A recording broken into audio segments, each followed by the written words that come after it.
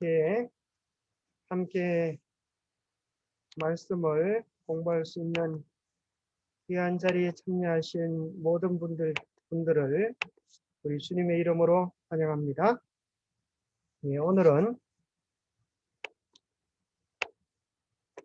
사무엘하, 한눈으로 보는 사무엘하, 그런 제목으로 함께 말씀을 나누겠습니다. 중심절로는 사무엘상 2장 30절 이 편을 뽑아보았습니다. 나를 존중히 여기는 자를 내가 존중히 여기고 나를 멸시하는 자를 내가 경멸하리라, 그렇게 하시는데, 하나님을 존중히 여길 때 우리가 존중히 여김을 받고 하나님을 멸시할 때 오히려 우리의 운명이 망가지는 경험을 하게 됩니다. 그래서 사무엘하는 두 부분으로 나누어질 수 있는데, 하나님을 존중히 여길 때와 다윗이 하나님을 멸시함으로 범죄하여서 무너지는 그런 두 부분으로 크게 나눌 수가 있습니다.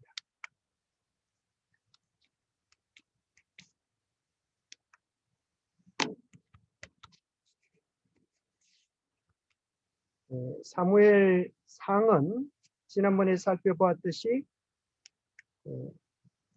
사울을 기름 부어서 왕이 되게 하고, 사무엘하는 이제 사울이 죽고 사울이 죽는 것으로 이제 사무엘하의 내용이 시작이 됩니다. 그리고 사무엘하 전체는 다윗에 대한 내용으로 다루어져 있습니다.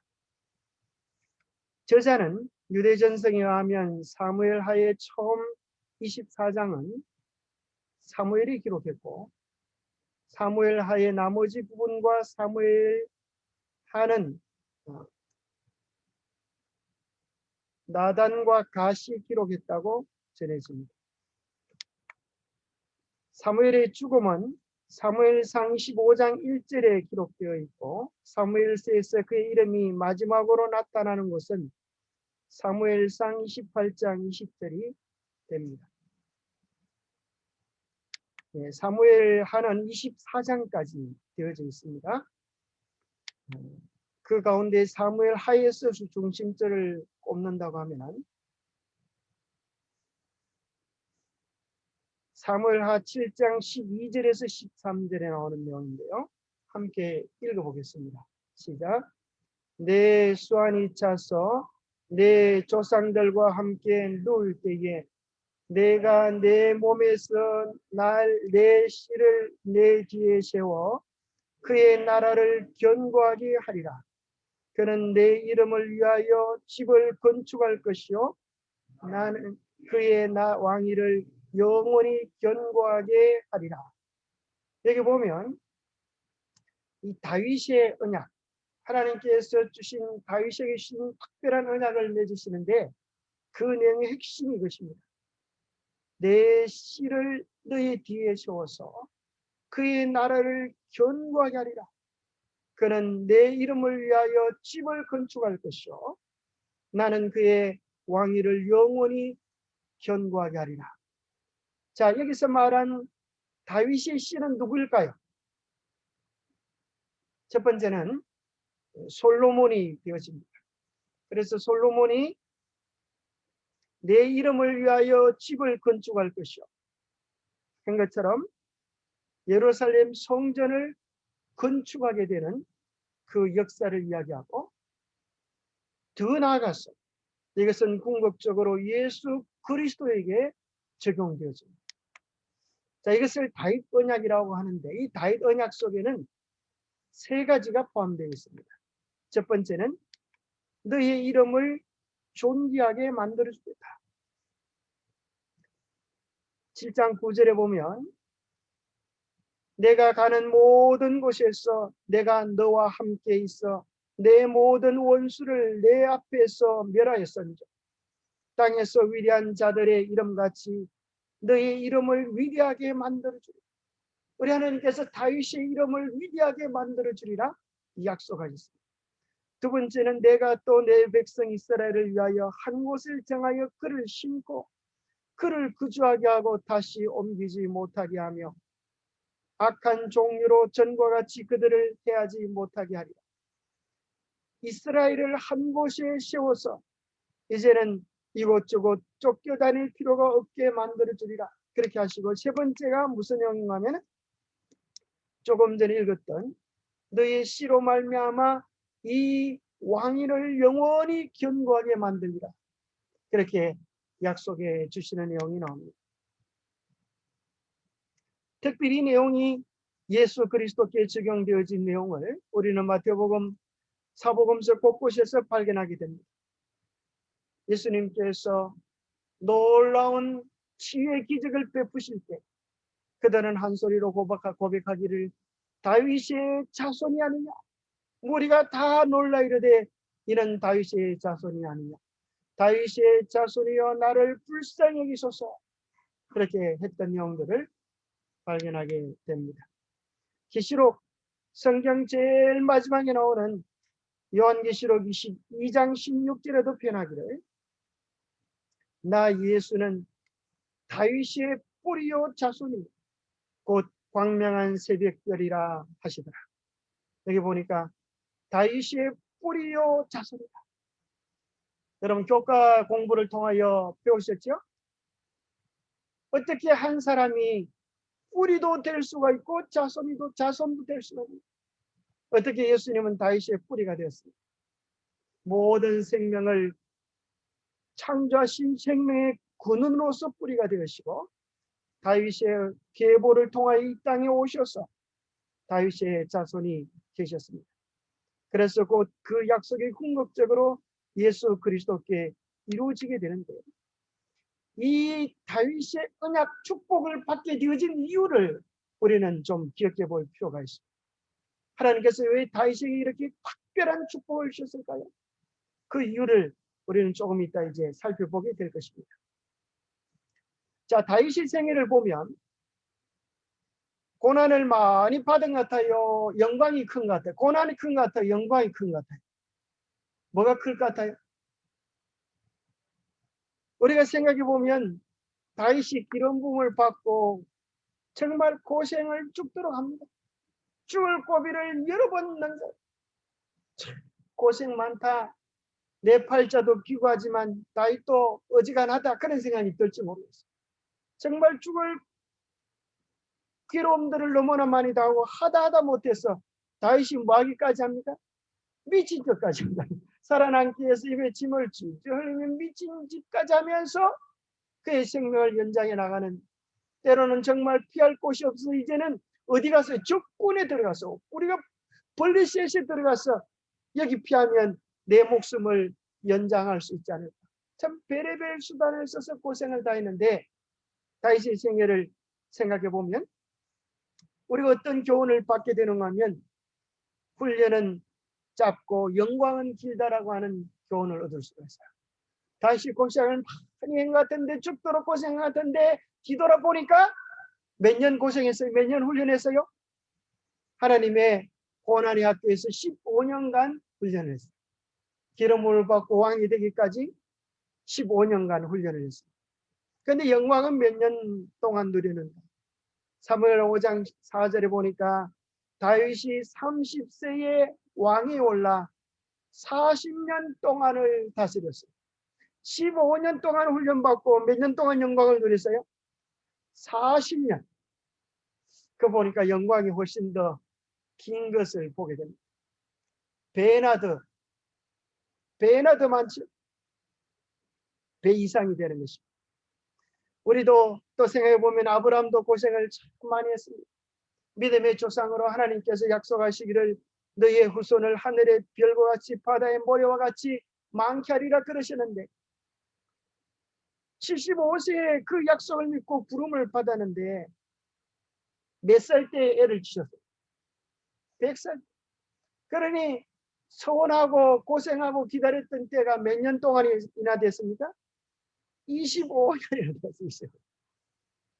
아브라함이 175세에 생을 다합니다. 나머지 75년 동안은 자식을 보면서 심지어 후처까지 얻어가지고 그렇게 즐겁게 살았던 아브라함의 영광을 발견하게 됩니다. 어떤 사람이 이제 문제를 냅니다. 어떻게 애를 못 낳으려고 했던 사람이 경수로 끊어졌는데 어떻게 애를 못 낳으려고 했던 사람이 후처까지 얻어가지고 애를 몇째나 낳았어요? 그 뒤에 아주 여럿을 낳았습니다. 그래서 왜 이렇게 되었는가? 그렇게 궁금해하는 분들이 계십니다.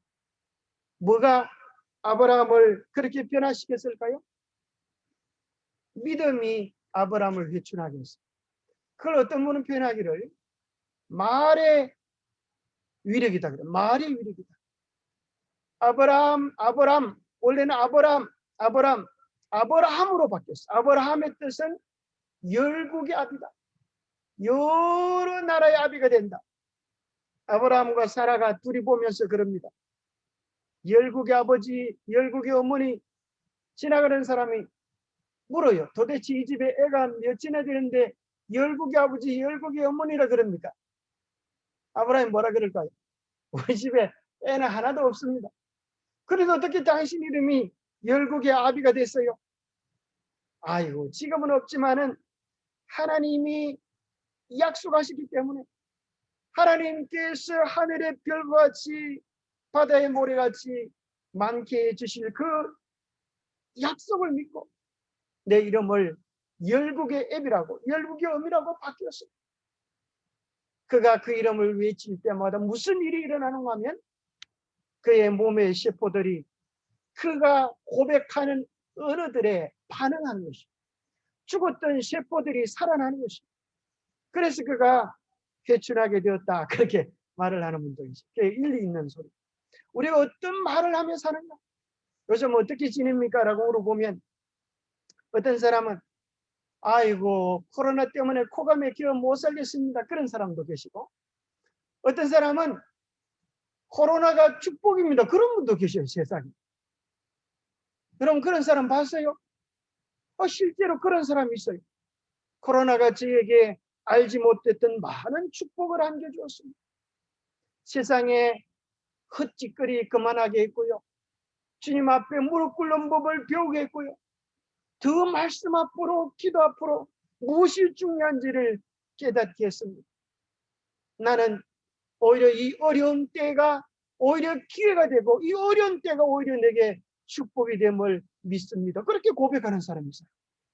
그렇게 고백하는 사람은 어떤 삶을 살까요? 축복의 삶을 살게 됩니다. 아이고 코로나 때문에 기가 막혀 못 살겠습니다. 이런 사람은 기가 막혀 죽고 아이고 살겠습니다는 사람은 사는 것입니다.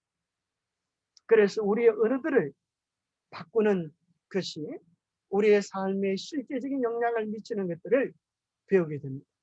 외롱하면 우리 하나님은 무엇으로 천지를 창조하세요? 말씀으로 천지를 창조하셨어요. 마찬가지로 우리가 하는 말은 창조의 능력이 된 것입니다. 딴 사람의 인생은 창조하지 못할지라도 우리의 인생은 우리가 하는 말들로 바뀌어질 수 있음을 기억하고 언제나 믿음의 말, 언제나 희망의 말, 언제나 기쁨의 말, 언제나 즐거움의 말들을 할 수 있게 되기를 바랍니다. 아멘 소리가 좀 심동치 않은 것 같아요. 감사합니다. 이게 보면 자 우리가 얼마 동안 고난할 자 여러분 살면서 고난이 참 많죠. 그죠? 고난이 없는 사람은 아무도 없어요. 그래 여러분 우리 인생 중에 고난은 몇 년이 됐다. 한번 생각해 보면 우리 인생에 아무리 고난을 많이 당해도 길어야 100년 넘어갈 수가 없어요. 100년 넘어가는 고난이 있을까요? 우리의 모든 고난은 죄송하지만 죽으면 끝납니다. 죽음을 넘어갈 고난은 없어요. 그러나 그 고난과 어려움 속에서 우리가 주님을 붙잡고 놓치지 않으면 우리에게 약속된 영광은 영원한 영광이라고 하는 사실을 인하여 감사하시게 되기를 바랍니다. 우리가 이 세상 고난만 당하고 죽는다 할지라도 우리 주님을 붙잡으면 우리는 결코 손해보지 않는 것입니다. 고로 우리 로마서 8장 18절 같이 한번 큰 소리로 읽어보겠습니다. 시작. 생각하건대 현재의 고난은 장차 우리에게 나타날 영광과 비교할 수 없도다. 이 놀라운 축복을 오늘 저녁 우리의 가슴에 품게 되기를 바랍니다. 우리의 현재의 고난이 아무리 크다 할지라도 우리의 고난은 장차 우리에게 나타날 더 큰 영광을 보장해 주는 보정 증거들이라는 사실을 잊지 마시게 되기를 바랍니다. 그래서 사무엘하는 두 가지로 나눌 수가 있습니다. 승리와 비극. 영광과, 영광의 반대말이 뭐지? 네, 뭐 실패. 자, 영광과 실패. 어디까지는 좋아하는가 하면 다윗이 하나님을 존중히 여기고 그분을 사랑할 때는 정말 좋은 일들, 이상적인 일들이 이루어졌어요. 그런데 무엇이 다윗의 인생을 거꾸로 틀었는가 하면 다윗을 넘어뜨린 것은 호랭이도 아니고 사자도 아니고 싸움을 잘하는 그 무시무시한 골리앗도 아니고 골리앗보다 더 무서운 놈이었는데 그 놈이 누구라고요? 밧세바였대. 밧세바. 그 적은 아주 달콤하게 교묘하게 다윗의 약한 부분을 공격해 왔습니다. 사무엘 하 11장 12장에 그 범죄 부분이 들어가고 그 범죄 후에 다윗의 인생은 전편과는 완전히 뒤바뀌어진 고뇌에 사로잡힌 인생을 보내게 됩니다. 사무엘하의 기여를 좀 구체적으로 살펴본다면 1장부터 10장은 순종에 따른 성공과 승리가 나옵니다. 1장부터 4장은 정치적인 승리. 참 다윗이 정말 왕이 되면서도 결코 교만하지 아니하고 사울의 시신을 거두고 또 사울의 가문 중에 보통 우리가 정권을 이양하면 그 전에 정권 차지했던 놈들은 아주 깡그리 그냥 말살을 시키든지 요지를 내는데 다윗은 그렇게 하지 아니하고 그들을 정말 사랑으로 끌어안습니다. 심지어 요나단의 아들 중에 하나인 쩔뚝발이 머비보셋 그의 왕궁으로 초청하여 아들로 여기고 평생을 같은 식탁에서 식사하는 영광을 안겨주기도 했습니다. 그는 정말 예수님처럼 원수일지라도 사랑하는 온유하고 인자한 성품을 보여주었습니다. 그 다음에 5장부터 7장은 영적인 성리를 보여주는데 5장에서 드디어 통일왕국의 왕으로 다윗이 즉위합니다. 자, 6장에서 무슨 일을 하는가 하면 6장에서 무슨 일을 할까요? 다윗이 하나님의 마음에 쏙 드는 일을 했어요. 6장에서 무슨 일을 했어요? 하나님의 법궤를 예루살렘으로 옮기는 그 중대한 일을 했습니다. 바로 7장에서 무엇을 하려고 다윗이 마음을 먹는가면 이제 법궤를 옮겼으니까 뭐 하고 싶어요? 법궤를 지성소에 안착하기 위하여 하나님의 집을 새롭게 지어 이제는 천막이 아니라 하나님의 성전을 짓고 싶은 열망을 가지게 됩니다. 다윗이 정말 얼마나 착한 마음, 하나님 앞에 아름다운 마음을 품었는지 몰라요. 그러할 때에 하나님은 다윗에게 뭘 약속했어요? 다윗과 언약을 맺으시는 것입니다. 내가 너의 이름을 존귀하게 하고 너의 나라를 영광스럽게 하고 너의 후손 중에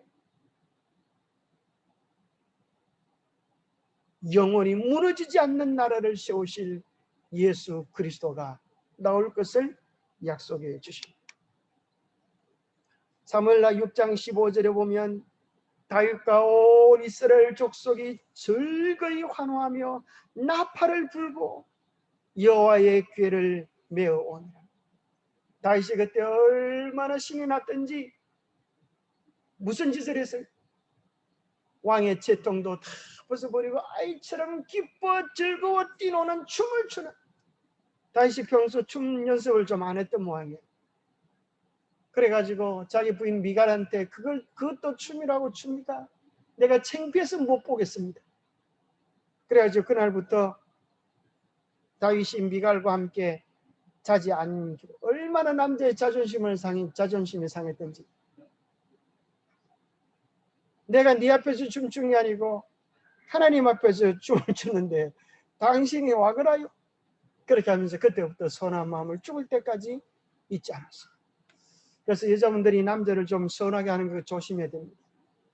그때 조금 다윗도 보세요. 그렇게 마음이 좋은 것 같지만은 그때 한번 서운했다고 다음은 꼴을 안 보죠. 그래서 미갈에게서는 뭐가 나가면 후손이 없어요. 안타까운 이야기죠. 말 한마디에, 남자가 강한 것 같지만 말 한마디에 상처를 받고 평생 등을 쥐고 사는 그런 경험을 당합니다. 사무엘 7장 29절에 보면 이제 청하건대 종의 집에 복을 주사 주 앞에서 영원히 있게 하옵소서. 주 여호와께서 말씀하셨사오니 주의 종의 집이 영원히 복을 받게 하옵소서. 참 사무엘 7장에 보면 놀라운 얘기를 하고 계시는데, 자, 이 놀라운 것이 무엇인가 하면은 이제 좀 이따 더 나오겠습니다. 자, 11장부터 12장에 범죄와 다윗의 범죄 사건이 나와요. 다윗의 범죄 사건. 자, 그 범죄 사건의 시작은 이렇게 시작이 됩니다. 사무엘 11장 1절에 보면 그 해가 돌아와 왕들이 출전할 때가 되면 다윗이 요압과 그에게 있는 그의 부하들과 온 이스라엘 군대를 보내니 그들이 암몬 자손을 멸하고 랍바를 에워쌌고 다윗은 예루살렘에 그대로 있더라. 다윗이 평소 때는 싸움에 출전하여서 참으로 많은 일들을 했는데 이제는 할 만큼 했다 이거예요. 그리고 그들을 다 싸우러 보내고 혼자 예루살렘에 남아서 있는 것입니다. 그러면서 이제 일어나는 사건이 뒤에 나오는데, 그의 범죄로 인하여서 13장부터 24장에 보면 불순종에 따른 고난과 고통이 이어집니다. 13장부터 18장에 보면 그의 범죄로 인하여 그 범죄의 씨가 가족들과 자녀들에게 어떤 고통을 주는지가 나와 있고, 심지어 그의 죄가 거기서 끝나는 것이 아니라 왕국과 백성에게 주는 고통으로 연결되어집니다. 21장부터 24장까지는 다윗의 말년을 보여주면서 우리로 하여금 왜 이런 일들을 기록하게 하는가? 어떤 분은 이렇게 이야기하죠. 왜 그렇게 세상의 위대한 영웅전에는 뭐가 없어요? 위인의 잘못, 실수 이런 것들이 많이 기록되잖아요. 정말 그들은 특별한 사람처럼 보여주지만 성경은 그들의 죄까지라도 샅샅이 기록해 줍니다. 왜 그럴까요? 그것은 우리로 하여금 교훈을 얻도록 하는 것입니다. 첫 번째, 사무엘 안에 우리에게 어떤 교훈을 주는가 하면 누구도 예수님을 떠나서는 안전하지 않다. 내가 무언가 이루었다, 내가 무언가 되었다라고 생각할 그때에 우리에게 위기가 온다는 사실을 기억하기를 바랍니다. 내가 이 정도면 되었다. 소돔 고모라를 떠나면서 롯의 아내의 마음속에 내가 이 정도 도망왔으면 되었다. 그렇게 하면서 뒤를 돌아보았을 때에 그가 멸망을 당했습니다. 사무엘 11장 2절에 보면 다윗이 이제 나라도 어느 정도 안정이 되었고 뭐든지 다 잘 돼가고 있었어요. 그때에 저녁 때에 다윗이 그의 침상에서 일어나 왕궁 옥상에서 거닐다가 그곳에서 보니 한 여인이 목욕을 하는데 심히 아름다워 보이는지라. 자, 여기 보면 다윗이 어느 때에 침상에서 일어났어요? 언제요? 저녁 때에. 이 사람은 언제 일어나는 사람인데요? 다윗이 언제 일어나는 사람일까요?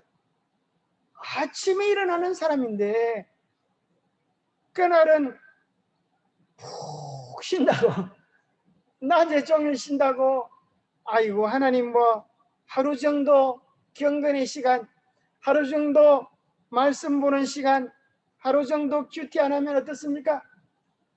아무도 없으니까 오늘은 내가 좀 쉬겠습니다. 그러다가 저녁 때에 일어나서 눈을 부시시 비비고 보니까 아주 예쁜 여자가 이제 목욕하는 것이 보이는 것입니다. 자, 아침을 잃어버린 다윗의 대가, 잃어버린 아침의 대가가 무엇이는가 생각해 볼 수 있습니다. 10편 90편 14절에 보면 이 시들을 누가 적었어요? 다윗이 적었어요. 아침에 주의 인자심이 우리를 만족하게 하사 우리를 일생 동안 즐겁고 기쁘게 하소서. 우리가 아침을 잘 보내야 합니다. 아침은 하루 중에 정말 황금 같은 시간입니다. 이 시간을 얼마나 의미 있게 잘 보느냐에 따라서 하루의 성패가 결정되어집니다. 우리가 만약 아침마다 주의 인자하심으로 우리의 심령이 만족해 되어지는 경험을 할 수 있다면 우리의 일생은 즐겁고 기쁜 삶이 되게 될 것이다. 그렇게 다윗은 노래하고 있습니다. 여호와여, 아침에 주께서 나의 기도를 들으시리니 아침에 내가 주께 기도하고 바라리. 아침은 다윗에게 기도하는 시간이었습니다. 하나님께 그의 간절한 소원을 아뢰고 하나님이 응답하시는 살아있는 생명의 시간들이었습니다. 어떤 사람은 기도하러 그러면 전화하듯이 자기 소리만 하고 딱 끊는 사람이 있어요. 여러분, 어떤 사람이 전화해가지고 자기 소리만 하고 딱 끊으면 여러분 무슨 생각이 들어요? 저 사람이 왜 전화했나 그렇게 궁금해지죠. 기도는 혼자만의 이야기가 아니라 주님의 소리를 듣는 시간입니다. 주께서 나의 소리를 들으시기도 하고 주님, 우리가 주의 음성을 들으면서 우리의 문제에 대하여 주님께서 어떻게 이야기하시는지 조용히 우리의 마음의 길을 기울여보는 시간이 되어야 합니다. 그럴 때 우리는 하나님의 음성을 듣고 하나님과 깊은 친교를 나눌 수가 있습니다. 우리 성도들에게 가장 약한 것이 이 기도가 아닐까 생각이 되십니다. 조용한 시간 무릎 꿇고 하늘의 음성을 듣기 위하여, 성령의 음성을 듣기 위하여 조용히 침묵하는 시간을 가져보시게 되기를 바랍니다. 아침에 나로 하여금 주의 인자한 말씀을 듣게 하소서. 이제 아침에 주의 음성이 들린다는 거죠. 내가 주를 의뢰함이니이다. 내가 다닐 길을 알게 하소서. 내가 무엇을 해야 될지, 어떻게 해야 될지 다닐 길을 주님께서 아침에 나에게 이야기해 주신다는 것. 그런데 그러한 아침마다 가졌던 그 시간을 잃어버리고 저녁에 들으려니까 무슨 소리가 들려요? 주님의 음성은 들리지 않고 그의 육신의 소리가 들리는 것입니다. 저렇게 예쁜 여자가 목욕하는데 저 사람 이름이라도 한번 알아봐라. 그렇게 소리가 들리는 것입니다. 다윗의 생애는 목동으로 들여서 시간들을 보냈어. 왕의 신하로 왕궁에서 보냈어. 쫓김을 당하는 도망자로 광야 생활을 했습니다. 왕의 임무를 담당할 훈련을 다 마치고 이제 마침내 왕위에 오른 것입니다. 생각해보면 하나님께서 이제까지 기가 찬 방법으로 그의 삶을 인도해 오시고 붙잡아 왔음을 기억하면서 그의 생애에 더 아름다운 영광을 주님께 드렸어야 할 그때에 마지막 최고봉에서 그가 무너지고 마는 것입니다. 이것이 연약한 인간의 실상입니다. 내가 되었다 할 그때에, 내가 이루었다 할 그때에 우리는 무너지는 것입니다. 로마서 3장 23절, 모든 사람이 죄를 범하였음에 하나님의 영광에 이르지 못하더니 하는 이 내용 중에 다윗도 예외 없이 포함되게 되어졌습니다. 만물보다 거짓되고 심히 부패한 것은 사람의 마음이라 누가 능히 이를 알리오마. 우리는 범죄자들의 기가 찬 소리를 듣고 세상에 사람이 어떻게 저럴 수가 있는가, 사람의 탈을 쓰고 어떻게 저런 짓을 할 수 있는가, 그렇게 생각할 때도 있지만 우리 마음속에도 그와 같은 죄들이 스쳐 지나갈 때가 있는 것입니다. 정도가 따를 뿐이지. 100보 50보 도망간 사람이 100보 도망간 사람 보고 뭐라 그런다 그래요? 뭐라 그런지 잊어버렸는데 뭐라 그럴까요? 또 개도 그런 게 있잖아요. 뭐 못한 개가 못한 개 나무란다, 뭐 그런 소리. 무슨 잘 모르겠어요. 어쨌거나 그런 소리들이 있죠. 또 인간이 얼마나 참 죄를 좋아하는지 출애굽기 8장에 보면 바로가 숨을 쉴 수 있게 됨을 보았을 때 참 기가 차죠. 이제까지 하나님께서 재난을 통하여 어려움을 주면 아이고 하나님 죽겠습니다, 제발 재난을 거두어 주십시오, 다시는 이 죄 안 짓겠습니다, 다시는 하나님께 안 덤벼들겠습니다, 그렇게 해놓고 숨을 좀 쉴 수 있게 되니까 또 그의 마음이 완강해져서 그의 말을 듣지 아니했다. 참 인간의 모습들이 얼마나 연약한지. 그래서 우리는 믿음의 주요 또 온전케 하시는 이 예수를 바라보되 지속적으로 바라보는 것만이 우리의 유일한 희망이라고 하는 사실을 기억하시게 되기를 바랍니다. 다윗도 마찬가지고 우리가 다 마찬가지고 고로 믿음의 주요 또 온전케 하시는 예수를 끊임없이 바라봐야 합니다. 죄는 용서받아도 징계는 피할 수 없다고 하는 두 번째 교훈을 우리는 기억해야 합니다. 자, 다윗은 그가 지은 죄를 정말 눈물로 통회하고 그의 심상을 눈물에 띄우므로 정말 진정한 회개가 무엇인지를 보여주는 모본이 되었어. 그는 죄를 용서받았습니다. 그럼에도 뭐는 피할 수가 없어요? 죄의 결과들은 피할 수 없다고 하는 사실을 우리가 기억해야 합니다. 참 이 다윗과 우리아를 비교해 보면 이제 다윗이 죄를 짓고 밧세바가 임신했다고 하는 통보를 보내옵니다. 왜 그런가 하면 그 당시에 모세의 법에 의하면 남편은 전쟁터에 가 있는데 부인이 임신을 하면은 무슨 형벌이에요? 간음죄로 사망형에 해당하는 것입니다. 그래서 다윗은 그 죄를 은폐하기 위하여 우리아에게 특별 휴가를 내립니다. 너는 정말 전쟁에서 공을 많이 쉬었기 때문에 오늘 휴가를 줄 테니 집으로 가서 편히 쉬고 오너라. 특별 휴가다. 그런데 우리아가 아이고 고맙습니다 하면서 부인에게 쫓아간 것이 아니라 이렇게 바깥에서 부하들과 더불어 바깥들에서 진을 치고 있었습니다. 그래서 다윗이 묻습니다. 네가 어찌 집으로 가서 먹고 마시고 내 처와 같이 자지 않았느냐?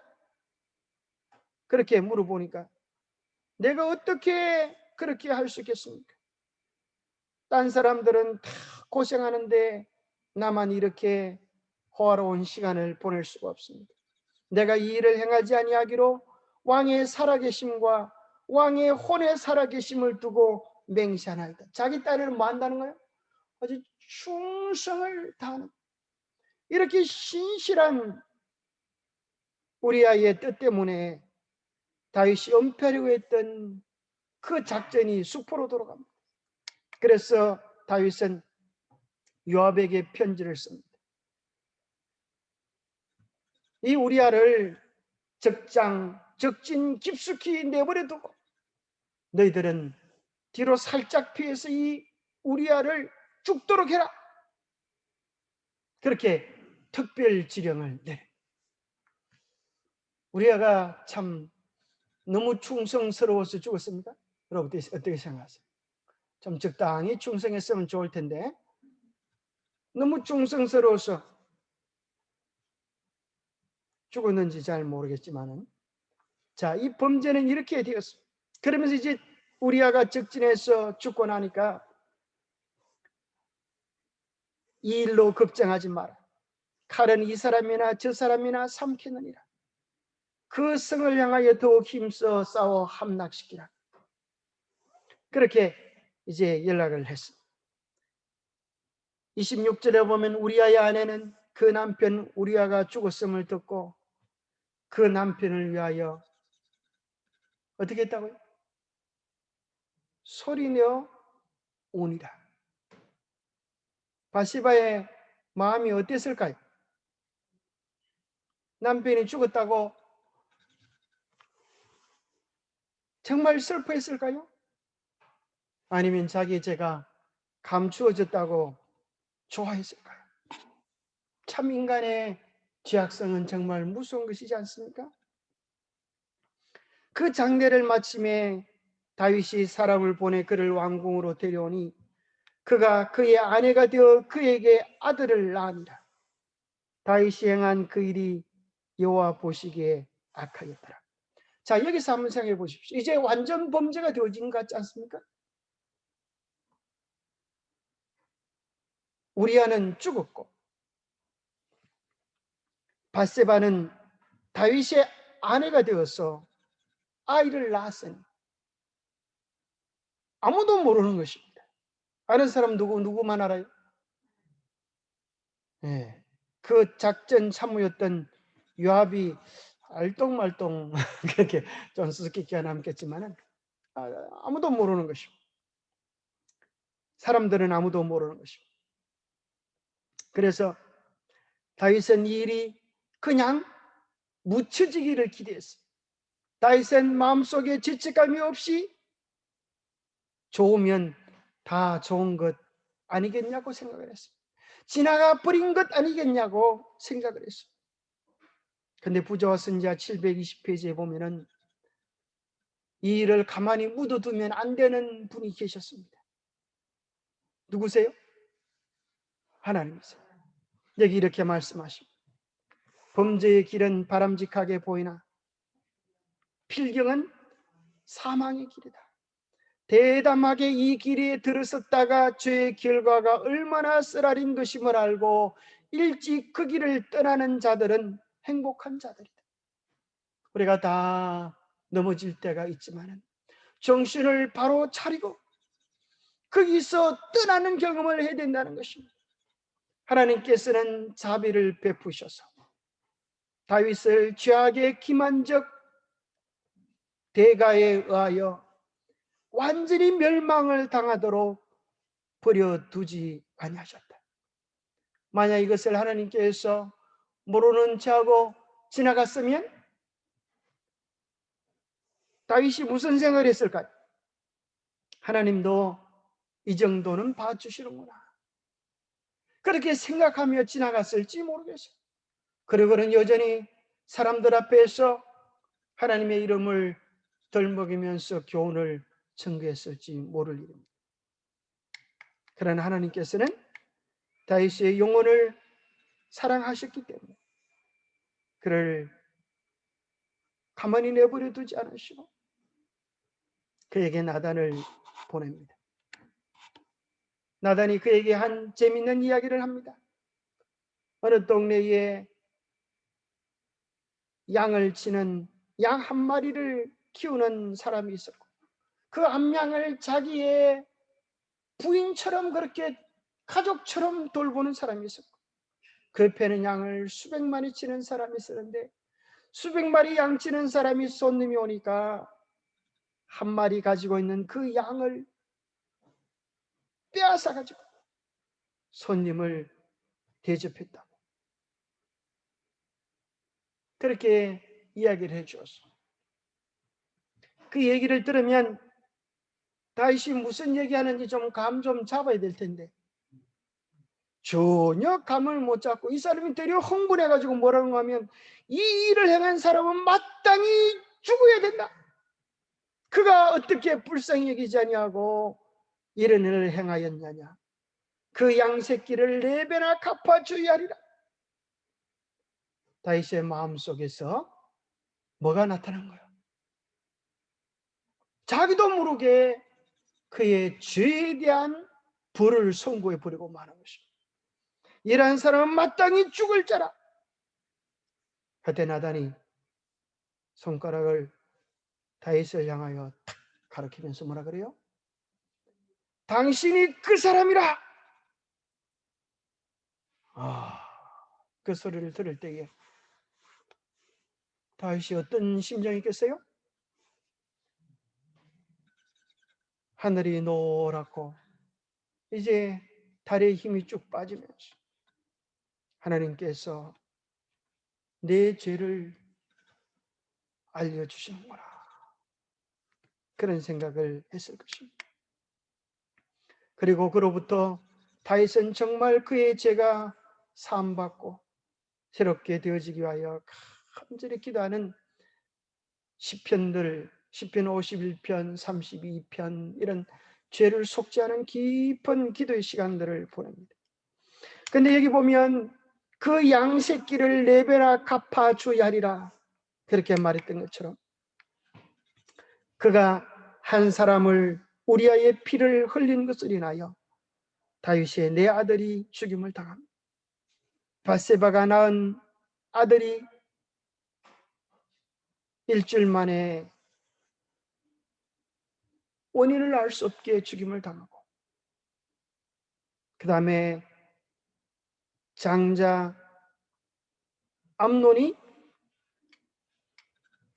그의 딸 다마를 범하다가 솔로몬을 범하고 압살롬이 이에 분노하여 암논을 죽이고, 압살롬의 반역을 통하여 압살롬도 죽고 또 아도니아도 죽는 4명의 아들이 죽는 일뿐 아니라 사무엘하 12장 10절에 보면 칼이 내 집에서 영원토록 떠나지 아니라고 하는 말씀처럼 솔로몬의 사후 통일왕국이 남북으로 분리되어 서로 반목과 질시를 하게 된 것도 넓게는 이 같은 연애의 성취로 볼 수 있는 것입니다. 죄 하나가 얼마나 많은 열매들을 거두는지를 우리는 보면서 깜짝 놀라게 됩니다. 사실 다윗에게 있어서는 부인이 하나만 있었던 게 아닙니다. 12명의 아내와 10명의 첩이 있었습니다. 우리가 아는 것처럼 두 번째 부인 아비가일, 기억나죠? 아비가일의 남편이 이름이 누구였어요? 나발 같은 놈이 아주 한 명 있어요. 아비가일의 남편 나발. 아비가일은 지혜로웠지만은 아주 불황무식한 그 나발과 더불어 살다가 다윗에게 정말 기가 찬 충언을 하면서 나발은 죽고 아비가일이 다윗의 아내가 되어지기도 하죠. 자, 그래서 이런 과정들을 보면 8번째가 밧세바입니다. 이런 것들을 보면 다윗은 그 당시 풍습에 의하여서 그는 성경적인 결혼관 1대1의 범위를 이미 초월해 살았기 때문에 그는 이러한 문제에 대한 심각한 죄성을 느끼지 못하고 살았던 것 같아요.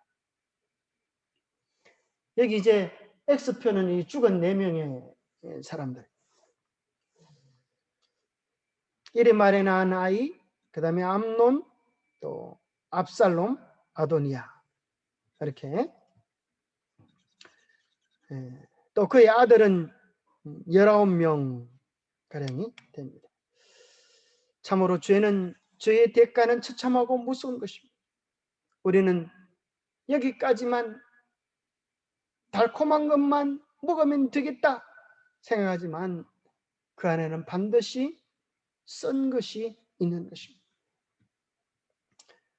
하나님은 그의 죄 때문에 일어날 일을 선고하시면서 보라, 내가 너와 내 집에 재앙을 일으키고 내가 내 눈앞에서 내 아내를 빼앗아 내 이웃들에게 주리니 그 사람들이 내 아내들과 더불어 백주에 동침하리라. 정말 얼마나 무서운 그의 간음죄의 결과로 인하여 얼마나 끔찍한 일이 일어나는 일들인지. 그래서 내 집에 재앙을 일으키고 하는 말은 이것은 하나님이 일으키셨다는 것이 아니라 그의 범죄로 인한 여파들, 영향들이 일어날 것을 이야기해 주는 것입니다. 다말과 암논의 근친상간, 압살롬의 복수.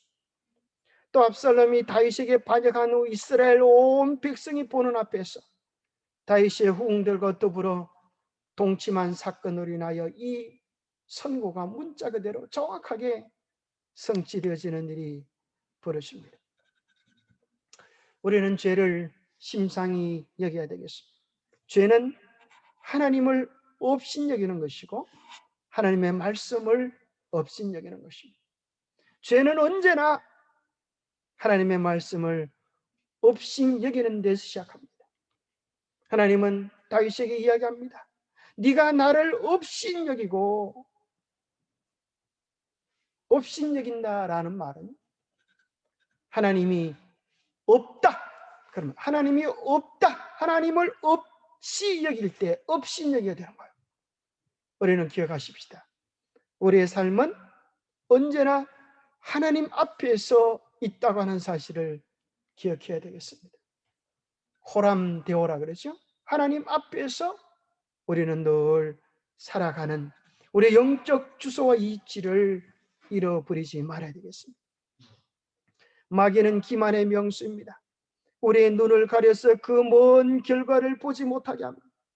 다윗은 여기까지만 가고 그 뒷일은 없어지기를 기대했지만 죄는 우리가 가고 싶은 것보다 더 멀리 우리를 끌고 가버리고 죄는 우리가 지불하고 싶은 값보다 더 비싼 값을 지불하게 만드는 것입니다. 하나님의 은혜가 값없이 오는 것이므로 죄 또한 값없이 용서받을 것이라고 우리를 기만합니다. 우리는 그런 속삭임이 있을 때 갈바리의 십자가를 봐야 합니다. 우리의 죄값을 치르기 위해 주님께서 무슨 일을 당하시는지를 똑똑히 바라봐야 합니다. 정로의 계단에 이렇게 말씀하십니다. 하나님께서는 너무 선하셔서 죄인들을 뿌리시지 않으신다고 사람들이 주장할 때에 저들로 하여금 칼바리를 쳐다보게 하라. 그리스도께서 불순종한 인류의 죄를 걸머지시고 죄인을 대신하여 고난을 받으신 것은 사람을 구원할 별다른 방법이 없는 까닭이요. 또한 이 희생이 없이는 인류는 죄의 더럽히는 권세에서 벗어나서 거룩한 자와 더불어 교제를 회복하기에 불가능한 까닭이야. 우리가 죄를 별간이라고 여길 때 우리는 십자가를 바라보라고 말씀하십니다. 우리의 죄를 주님께 드리지 않으면 우리도 십자가의 둘째 사망을 당하시는 예수님처럼 우리의 죄값으로 인하여 그렇게 불태워질 것을 바라보라고 성소에 번제 다니는 것입니다. 다윗의 삶은 그럴지라도 삶의 중심에는 언제나 하나님이 있었습니다. 곡절 많은 다윗의 개인적인 삶은 마치 공중에 떠있는 고개사와 같았습니다. 그러나 그는 항상 부족과 불안함 속에도 하나님을 붙잡는 삶이 있었기에 그는 하나님께로부터 인정받는 삶이 되었습니다. 나는 하나님을 사랑합니다. 나는 당신 안에서 살아갑니다. 나는 온 힘을 다해 당신께 달려갑니다. 나는 당신을 향해 노래합니다. 나는 당신께 소리쳐 도움을 구합니다. 이것이 다윗이 주님을 향한 기도였습니다. 오직 하나님이라는 인생의 축이 없었다면 다윗의 생애는 그야말로 혼돈과 흔들림, 추락이었을 것입니다. 그러나 그는 특별히 얼마나 하나님을 사모했었는가. 여기 보면 하나님의 교회를 옮겨오는 것, 이것이 다윗의 필생의 소원이었어요. 하나님의 법궤를 예루살렘에 옮겨오는 것. 그러면서 하나님의 법궤를 옮기는 것, 그것은 다윗의 마음속에 있는 깊은 사랑을, 신앙을 이야기해 주는 것이었습니다. 하나님이여, 사슴이 신의 물을 찾기에 갈급함같이 내 영혼이 주를 찾기에 갈급하니다. 그러면서 이것입니다. 하나님의 성전을, 법궤를 옮겨온 다음에 이제 그는 하나님의 성전을 짓기를 원했습니다. 그런데 하나님은 이렇게 말씀하시는 것입니다. 너는 피를 심히 많이 흘렸고 크게 전쟁하였느니라. 내 이름을 위하여 전을 건축하지 못하리라. 한 아들이 내게서 나리니 저는 평강의 사람이라. 내가 저로 모든 대적에게서 평강하게 하고 그로 말미암아 전을 건축하게 한다. 이렇게 말을 하고 나면 히스기야 같으면 어떻게 했겠어요? 히스기야가 참 고약하죠. 15년 생명을 연장받았을 때 하나님께 영광을 돌리지 아니하고 자기 자랑하면서 궁전의 금은보화를 다 바빌론 신하들에게 보여주다가 이사야가 하나님의 뜻을 대언하여 선고를 내리지 않습니까? 당신의 후손 가운데 왕족 몇이, 이 나라가 망하고 왕족 몇이 바벨론에 잡혀가 황관이 되리라. 근데 히스기야가 묻습니다. 그것이 언제쯤 일어날 일입니까? 그것이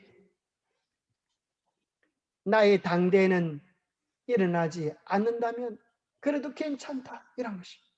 나의 당대에 고난이 없으면 그래도 괜찮다. 참 얼마나 고약한 심보입니까? 자기만 웃음 편하면 좋다고 생각하는 그 마음에 비하여 다윗은 하나님의 성전을 짓지 못하리라 그렇게 말할 때에 다윗은 어떻게 했습니까? 예, 하나님의 성전 못 지으면 관두지요, 그만두지요. 내가 뭐 하고 싶은 마음이 있어서 그런 줄 알았습니까? 나도 안 합니다. 안 하면 될 거 아니에요? 이렇게 할 수도 있어요. 오랫동안 선한 일을 하려고 할 때 누가 방해하고 어려움을 주면 교회를 하다가 그런 마음을 품기가 쉬워요. 내가 뭐 내 이름 내려고 합니까? 하나님 위하여 하려고 하는데 뭐 그렇게 방해하면 나 안 합니다. 그렇게 할 수가 있어요. 그런데 다윗은 그렇게 하지 아니하고 하나님을 위하여 성전을 짓기 위한 모든 재료들을 다 준비하는 일에 그의 혼신의 힘을 다합니다. 그것이 바로 하나님의 마음을 사로잡았어요. 다윗의 언약을 베풀어 주시는 것입니다. 다윗의 언약의 근거가 바로 그것입니다. 하나님의 집을 짓고자 하는 그 마음, 그 사랑을 보시고 하나님께서 이렇게 이야기하는 것입니다. 너는 나의 집을 짓지 못했지만 그 마음이 고와서 나는 너의 집을 지어주리라. 너의 가문을 형통케 하리라. 너는 나의 집을 지어주지 못했지만 나는 너의 집을 지어주겠다. 나는 너의 집을 영광스럽게 하겠다. 얼마나 참 귀한 하나님의 축복입니까? 하나님 앞에 올바른 마음만 먹어도, 하나님께 집을 지어드리지 않아도 올바른 마음만 먹어도 하나님은 집 지은 것만큼이나 그 이상으로 우리에게 복을 주시는 하나님 얼마나 감사합니까? 여러분, 우리도 다윗처럼 어떤 시련과 어려움이 있다 할지라도 하나님을 향한 아름다운 마음을 저버리지 않게 되기를 바랍니다. 하나님을 향한 선한 열심을 포기하지 않게 되기를 바랍니다. 하나님은 그에게 다윗의 언약 같은 큰 언약을 주시는데 24절에 보면 뭐라고 말씀하는가 하면 나는 그에게 아버지가 되고 그는 내게 아들이 되게 하겠다. 바로 너의 가문에 내가 아버지가 되고 너의 가문의 사람들은 나의 아들이 되었어. 내가 아들처럼 너희들을 사랑하고 돌봐주겠다. 사울은 범죄하였을 때 쫓겨났지만 너희들이 범죄하면 내가 때려서라도 사람 만들어주겠다. 이것이 다윗의 언약의 놀라운 것입니다. 하나님께서 은혜로 우리를 붙잡으시고 인도하여 주셔서 하나님의 사람으로 세우시겠다고 하는 것입니다. 그 얘기는 궁극적으로 히브리서 1장 5절에 보면 예수 그리스도에게 성취가 되어집니다. 하나님의 아들 예수 그리스도가 이 땅에 오셨습니다.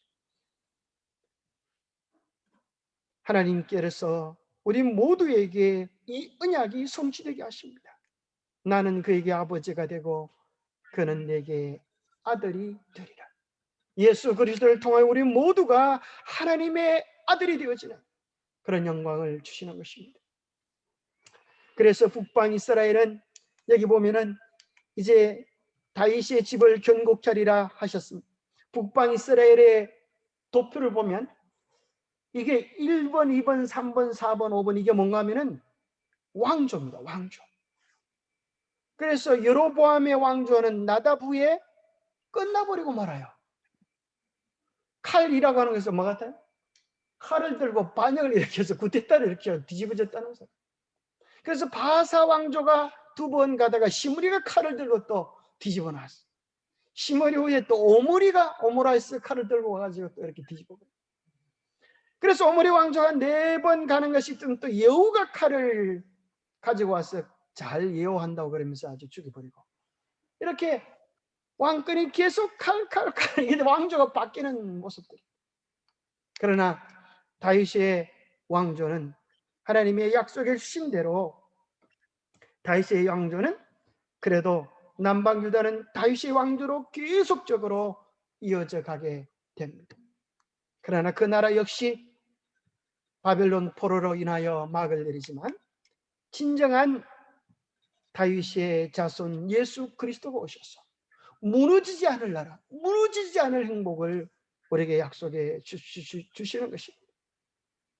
다윗은 참으로 회개하면서 하나님의 온전한 사람이 됩니다. 어찌 보면 다윗의 죄가 사울의 죄보다 더 커 보입니다.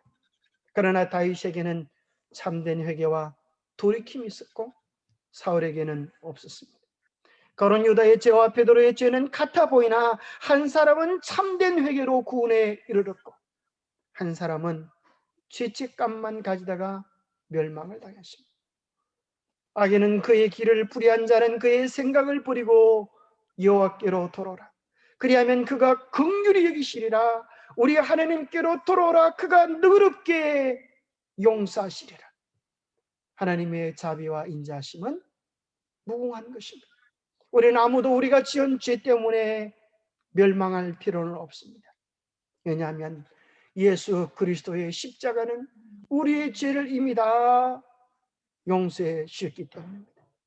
문제는 오늘 우리가 깨끗하고 겸비한 마음으로 주님께 나아가느냐 그렇지 않느냐가 우리의 영원한 운명을 결정짓게 할 것입니다. 주님의 은혜는 강물처럼 흐르지만 그것을 그릇으로 퍼서 마시지 않는 자는 여전히 가라앉을 수밖에 없는 것입니다. 하나님의 영원한 사랑과 은혜를 생명처럼 마시며 호흡하는 우리 모두가 되기를 간절히 바랍니다. 기도하겠습니다. 하나님 아버지, 우리가 섰다고 할 때, 우리가 무언가 이루었다고 할 때 다윗처럼 넘어지는 경험을 하지 않도록 우리로 하여금 끊임없이 예수 그리스도를 바라보게 하여 주시옵소서. 우리로 하여금 끊임없이 주의 십자가를 바라보면서 우리가 어떠한 사랑을 받았는지, 우리가 어떠한 용서를 받았는지, 우리가 어떤 은혜를 누리며 사는지를 깨닫게 하여 주시옵소서.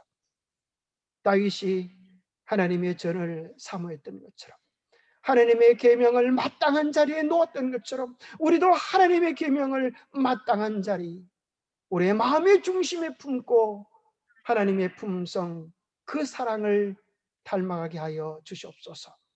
하나님의 크시고 놀라운 인자심과 인도하심과 풍성하심이 우리 모두의 평생에 같이 하여 주시옵기를 우리 주 예수 그리스도로 머지하여 간절히 간구하옵나이다.